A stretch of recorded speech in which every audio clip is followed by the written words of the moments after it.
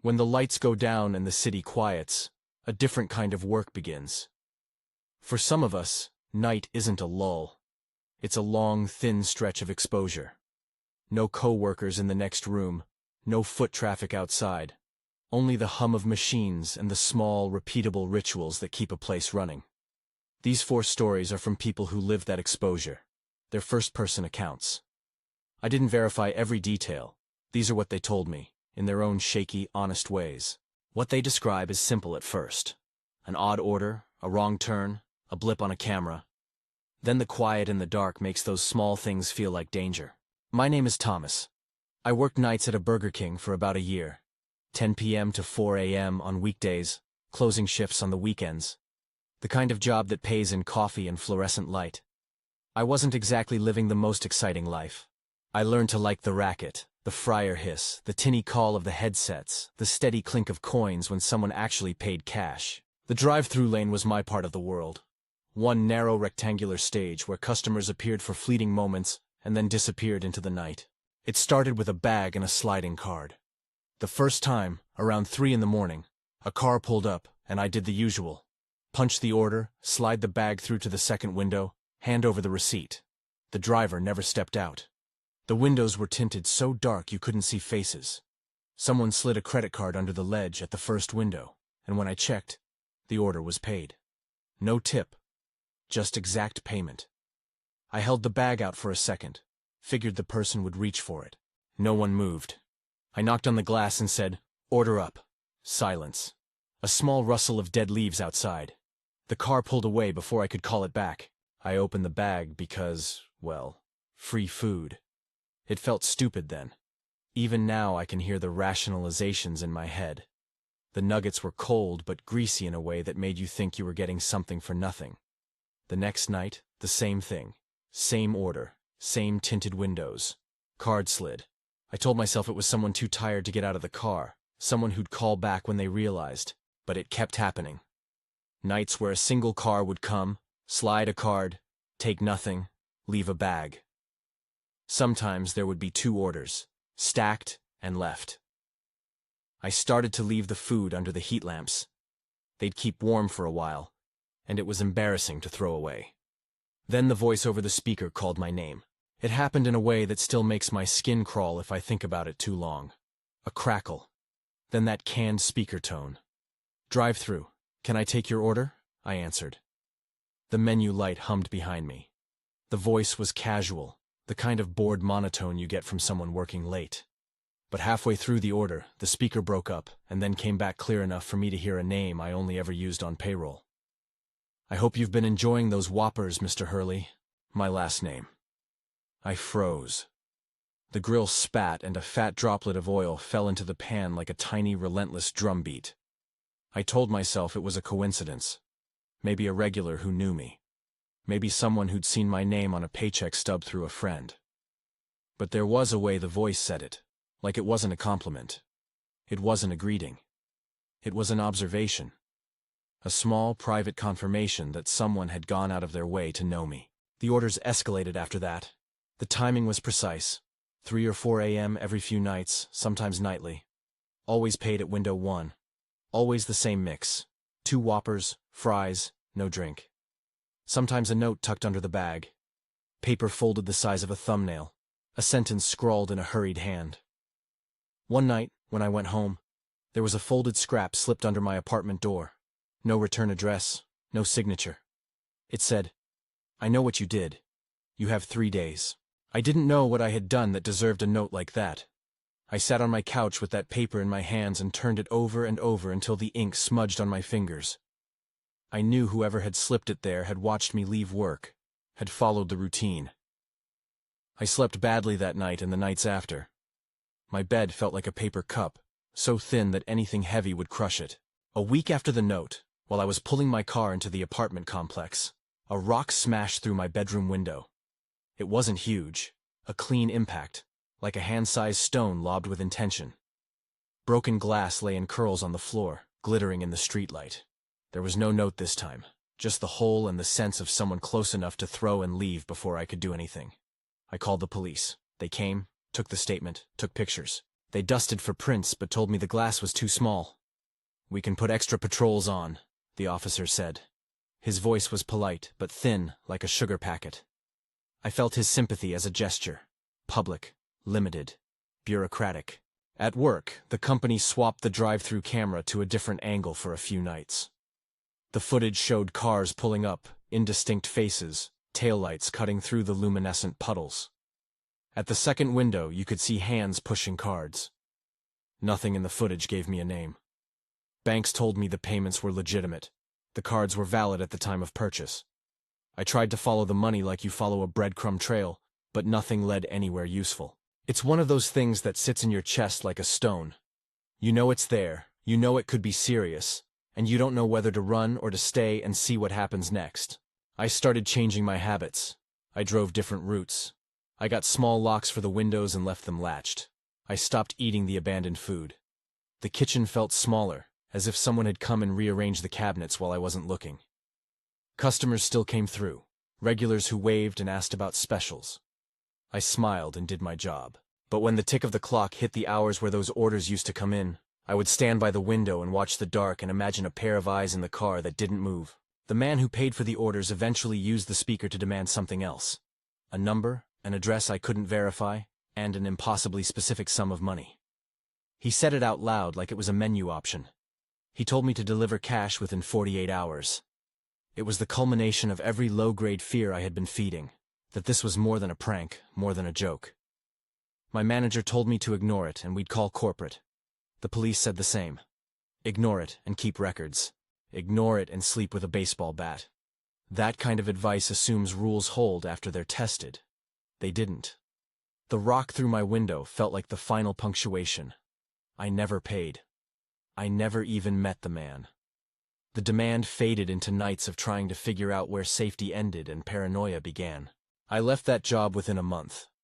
Not because I had a brilliant find-a-solution plan, but because the idea of standing alone by a window at 3 in the morning felt like volunteering to be seen. You can live with adrenaline for a while. You can sleep poorly and dodge strangers and call it resilience. But after the window broke, the adrenaline turned into a baseline hum. I started replaying the speaker's voice when I closed my eyes. I'd hear, "I hope you've been enjoying those Whoppers, Mr. Hurley," and the name would sit like a seed that might sprout into something worse at any moment. Even now, years later, I check the locks when I go to bed. I look at cars and parking lots differently. The food triggers a memory. Not the taste of grease, but the sound of the speaker. I still don't know who wanted money, or why they used the menu as a channel. The only thing that changed was that my life rearranged itself around a tiny, constant fear. That being alone at night is sometimes an invitation. If that made you uneasy, stay with me for a second. And if you want more stories like this, subscribe. I've got 3 more. I drove for a living for a while. Nights were the rhythm. Pickup ping, quick smile, the windows down, the world passing in bars of streetlight. When you do it enough, you start to notice details people on day shifts don't. The way a car idles when the driver's tense. The smell of cigarettes and bleach. The little nervous ticks in the rearview mirror. I learned to read faces in headlights. One night, I accepted a long-distance trip out of town. It was late. The radio garbled, and I was half asleep between rides. I dropped the passenger off at a house on the edge of a subdivision and turned back toward the highway.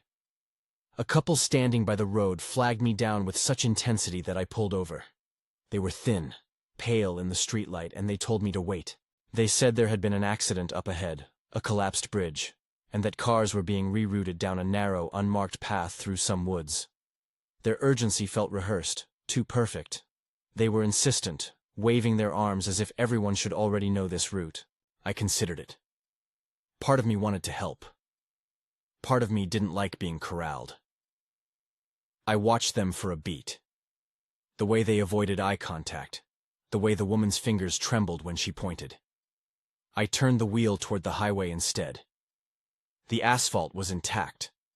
The bridge stood like it had always been there, a dark arch under the river. I drove across and told myself I'd made the rational choice. Days later, curiosity got to me. Maybe curiosity is too flattering. It was more like a need to know whether the world had bent in a way I'd missed. I drove back in daylight to where they'd been standing. At the entrance to the dirt turnoff, I found a new sign stuck into the verge, a weathered plank with the words "Dead End" painted in crude black letters. It looked improvised, the sort of thing someone makes to shut people out or to keep them walking in circles. I parked and walked the track. The path narrowed quickly into a curtain of trees. The air changed, heavier, smelling of damp bark and old leaves. My phone reception died like someone cut a wire. I kept walking, half hoping to find some evidence of the diversion the couple had mentioned. The path sloped downward, and the light thinned until the woods swallowed the sound of the road behind me. Then, from deep in the trees, a scream ripped outward like someone tearing fabric. It was not the high, sharp gasp you sometimes hear in movies. It was a raw animal sound, long and impossible to place, like someone being surprised to discover the limits of their voice. It cut across the woods and kept echoing, bending off trunks and coming back thinner, as if the forest itself swallowed parts of it. Every instinct screamed at me to run. I did. My feet found the trail in a flurry, my lungs burned, and every shadow seemed to contain movement. I didn't look back until I was at my car, hands shaking on the steering wheel, the engine becoming a steady, reassuring noise. The woods were quiet again, as if nothing had happened. I called the non-emergency number when I could get a signal. They said they'd send someone to check, but their voice was the same, even. Polite one you get on the phone when there are too many reports and too few officers. They suggested it might have been an animal or a prank. They asked for details I couldn't provide. I drive past that turnoff sometimes, though I haven't gone back into the woods. I think about the couple on the roadside who waved me toward that dirt track, and about what they were trying to do. Were they warning drivers away from danger, or steering them into something else? The possibility that someone might orchestrate that kind of misdirection bothers me most. It's the idea that people can make you choose, and that your choice can deliver you somewhere you never meant to go.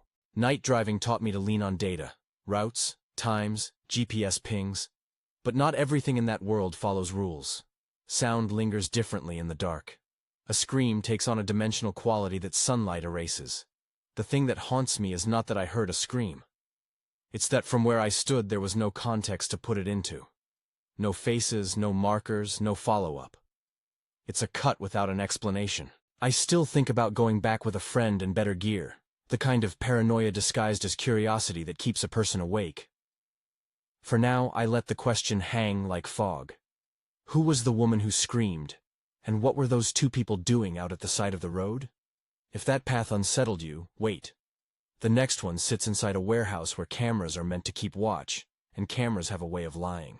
I was 26 and hired as the overnight security guard at a regional distribution warehouse. The place was all concrete and metal, a place built to swallow sound and spit back echoes. My shift ran from midnight into the annoying early light, and for hours there was nothing but the refrigerator whine of the heating system and the distant thump of trucks arriving before dawn. The company left the cameras on a loop. My job was essentially to be a human redundancy. Monitor the feeds, do the perimeter checks, radio in any anomalies. It felt simple and boring until it wasn't. The first odd thing was the motion alerts. They'd ping my phone at 2 in the morning with that same bland notification that usually means raccoons or a busted sprinkler. But when I checked the dock camera, it showed a shadow at the edge of the frame. Enough to trigger the sensor, but never enough to be confident it was anything. Sometimes the footage would show a rack swaying, or a pallet trembling like someone had bumped it, and then nothing. The movement always happened at the periphery, exactly at the place where a camera hates to look. Half-light, corners, places where a person could stand and not be centered. I began to check the docks on foot. Snow had come in that week, and the yard outside was a flat, white page covered with tire tracks and footprints. I followed steps that disappeared and reappeared like a bad sentence. I'd find a set of prints leading to an overhead door and then stop at the threshold, as if someone had walked through and then evaporated. There were places where the snow was scuffed like someone had walked the edge and then stopped. My stomach tightened into knots I couldn't always explain. It's a small, gnawing panic that comes when you realize the room is too big and you are too small. Inside, the cameras acted like stubborn witnesses. One night, camera 6 went to static for 3 seconds. When it came back, the angle was slightly off. Not drastically, but just enough that the top left of the frame showed a sliver of the ceiling it hadn't before. The feed gave me a freeze frame of a paper cup tumbling across an aisle and then nothing. I grabbed my radio and called into the warehouse as I moved through the aisles with a flashlight that made everything look more honest. The beam cut through dust motes and reflected off plastic wrap. When I moved, the footsteps in the aisle ahead of me stopped. It was like the building itself held its breath. I called out, "Security here. If anyone's in the building, identify yourself." My voice sounded absurdly loud. The air swallowed it. The silence answered. Then, without rhythm, a series of bangs, metal on metal, sounded from behind the third rack. I turned and pointed my light, stepping carefully. The sound stopped when I stopped moving. I took a step, and then another.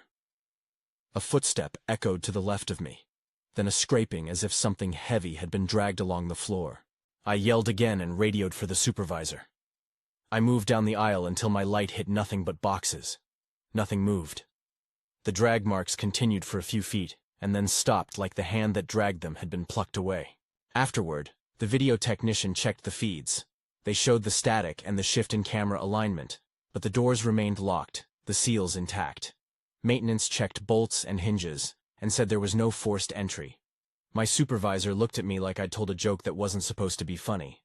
He told me to file an incident report and suggested stress leave if I felt unsafe. The older guards shrugged as if calling in reports was a ritual we all participated in to make something official feel less accidental.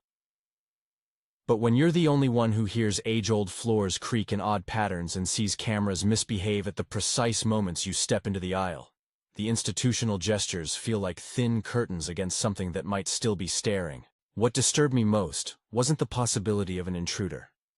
It was the arrangement of attention, the way the footsteps matched my pace and stopped when I stopped, the way the building seemed to mold itself to my presence, and then to deny that presence in the raw footage.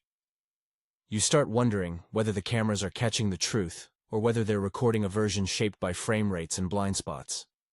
The uncertainty is a kind of cruelty. It tells you someone might have been there, but also that you might have imagined it in a facility designed to distort small noises into threats. I quit a month later. Not because the company failed me. They didn't. They acted how organizations act in those situations. But because being the only set of eyes in a place built on edges wore me down. The fear followed me home. I replayed the footage in my head until the static was a rhythm in my sleep. I would wake and think I heard boxes scrape or a camera click, and it would take me a minute to understand it was the effervescent hiss of a heater in my apartment. The job trained me to notice patterns, but it also taught me that empty spaces can be full of intention. Something in those aisles had watched me and then chosen to be elusive, and knowing that someone, or something, could move so close without ever being caught left a cold place in me. The last account is from a gym attendant. The night shift there is a study in repetition, the treadmill belts turning, the smell of rubber and disinfectant, the faint chime when someone taps their membership card.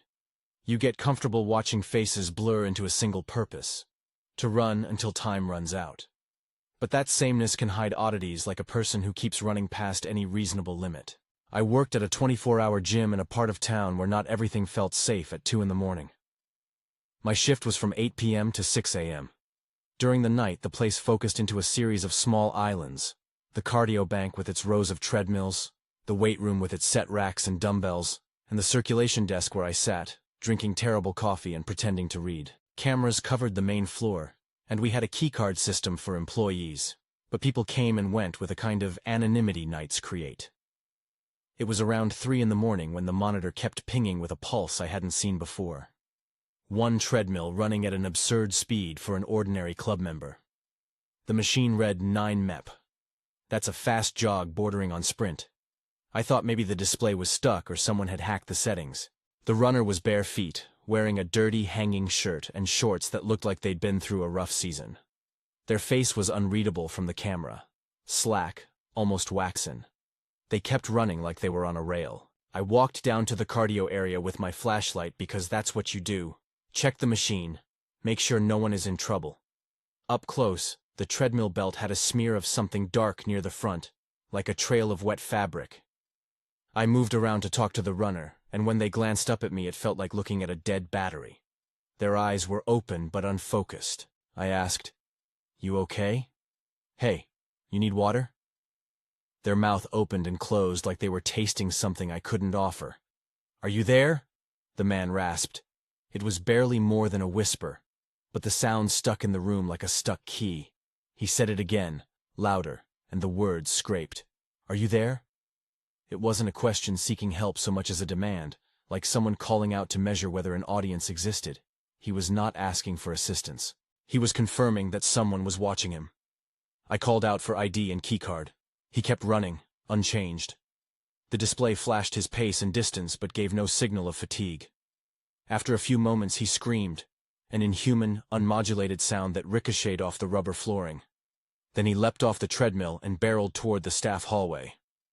The door to the employee area required a keycard. He didn't have one.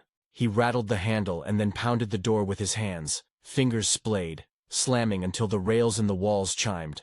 I locked the office door and hit the emergency button that fed a silent alarm to the control office.